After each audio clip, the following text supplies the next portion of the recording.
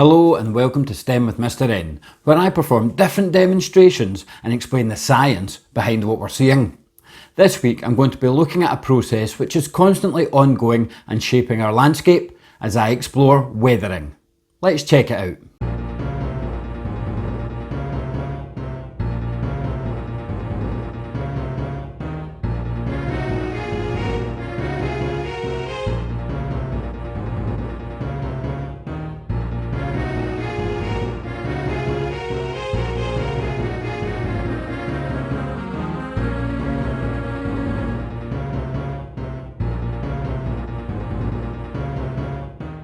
There are a few different ways that rocks can be formed.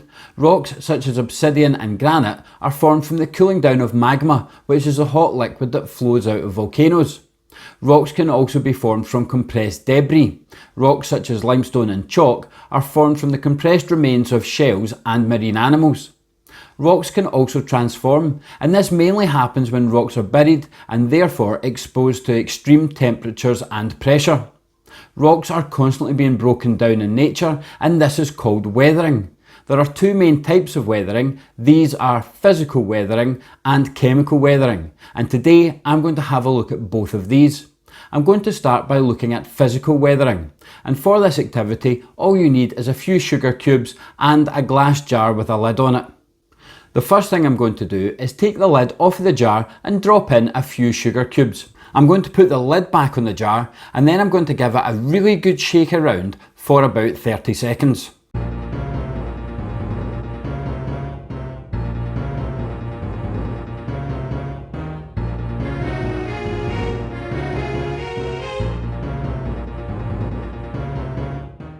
Now that I've finished shaking the jar, let's have a look inside. You'll notice that I still have lumps of sugar cube inside the jar, but I also now have more of a powdery sugar as well sitting in the bottom of the jar and built up in some of the edges.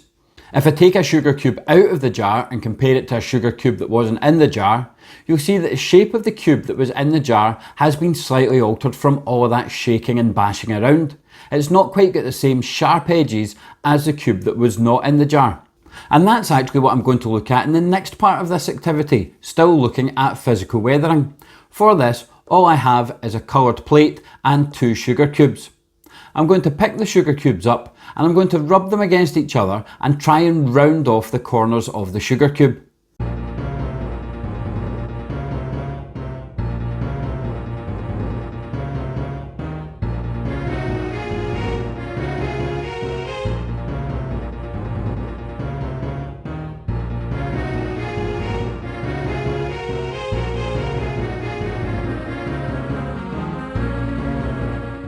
Now that I've finished rubbing them together, you'll notice that I've managed to round off the corners on one of the sugar cubes, and the other sugar cube that was doing the rubbing has ended up with a groove rubbed into it.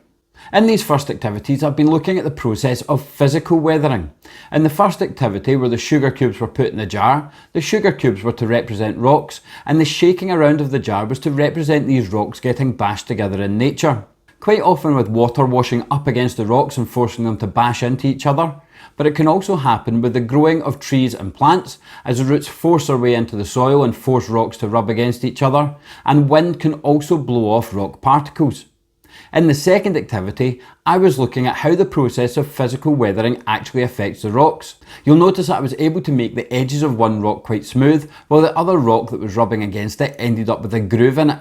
This is also what happens to rocks as a result of weathering. The more that they are bashed together, or wind blows by them, or water washes over them, it smooths the rock down. And that's why we get some really smooth rocks. This has just been the process of weathering, which is built up over a very long time. In this next activity, I'm going to explore the process of chemical weathering. For this activity, I've just got two sugar cubes on a plate, and I've got a cup with water in it and a dropper. I've also put some red food colouring into the water so you can clearly see it on camera being dropped onto the sugar cubes and the effect that it has. So all I'm going to do to start with is have some water in my dropper, and I'm going to drop a few drops of this on top of the two sugar cubes on my plate and just watch what happens. You'll notice that the water is running down through the sugar cubes and filling in gaps in them, but we're not yet seeing any major physical impact on the sugar cubes. So now I'm just going to keep gradually adding drops of water and keep observing what is happening to my sugar cubes as more and more water is added. You'll notice that as more and more drops of water are added, the rocks are starting to break down. I can clearly see that there are dips in the top of these rocks from where the water has flowed over them, down through them, and is now washing out to the side across the plate. In this activity, I was exploring chemical weathering. Some rocks are weakened by chemical reactions. Iron inside rocks, if it's exposed to oxygen, can lead to a redox reaction or oxidation, and this leads to the formation of rust. This rock is then weaker than it was before the reaction took place. Some rocks even dissolve as a result of chemical weathering. Rocks such as limestone and chalk are affected by rainwater washing over them, and these rocks over time actually dissolve and are washed away by the water, making it look like the rocks never even existed. The weathering of rocks is also what leads to the formation of sand. As we've seen in all of these activities, the rock gets broken down into smaller particles. These particles are then transported either by being blown on the wind or washed away with water, and some of them gather on riverbeds and at the edge of the sea, and this is what causes us to have sand. You could extend this activity by building a statue out of sugar cubes and then using a small spray bottle of water to spray your statue and see the effect of weathering on your statue, just like real rock statues are affected by weathering in the real world. Well, that's all for this week. I hope you enjoyed it. If you did, please hit the like and subscribe buttons to stay up to date on all future content. As always, I would like to take this opportunity to answer any science questions you have about any science topics at all.